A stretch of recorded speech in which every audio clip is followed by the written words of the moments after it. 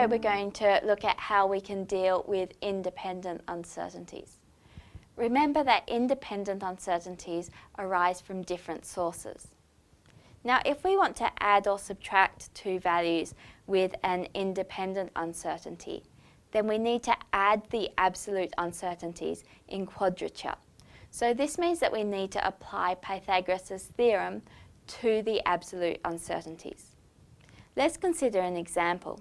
Let's say we want to calculate how far a plane has ascended over a certain period of time.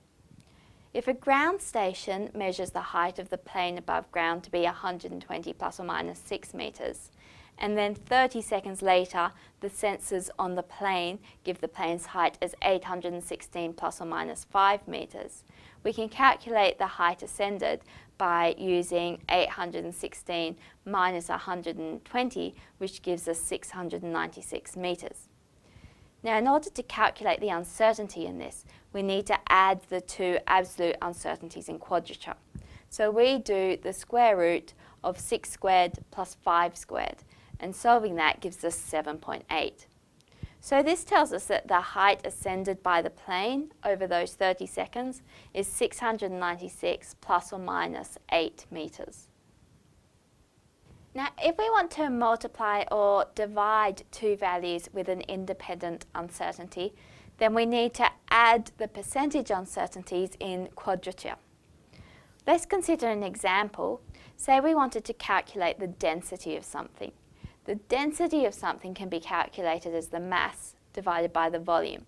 So let's say that we had a mass of 568 plus or minus 13 grams and a volume of 505 plus or minus 5 milliliters.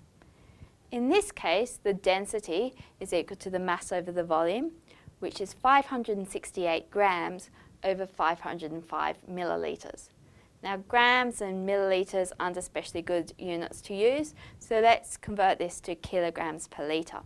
So this is 568 times 10 to the minus 3 kilograms over 505 times 10 to the minus 3 litres. So those 10 to the minus 3 factors actually cancel out, and we end up with 1.12 kilograms per litre.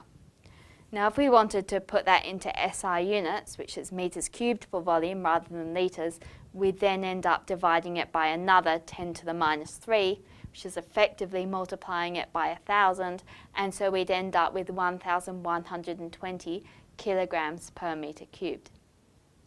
So we've now calculated the density. Now we need to calculate the uncertainty in this density. So in order to do this, we add the percentage errors in quadrature.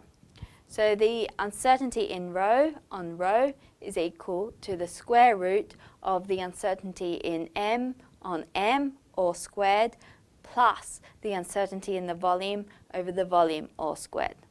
So this is equal to the square root of 13 over 568 squared plus 5 over 505 squared.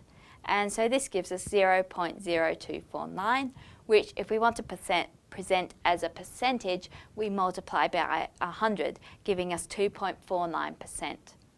So it's more normal to present our final uncertainty as an absolute uncertainty. So to calculate the absolute uncertainty, we just do the density times 0.0249. So the density is then 1.12 plus or minus 0.03 kilograms per litre, or in SI units, 1,120 plus or minus 30 kilograms per metre cubed. So to summarise, when dealing with independent errors, if we want to add or subtract our values, then we need to add our absolute values in quadrature. If we want to multiply or divide our values, then we need to add the percentage errors in quadrature in order to get the total percentage error.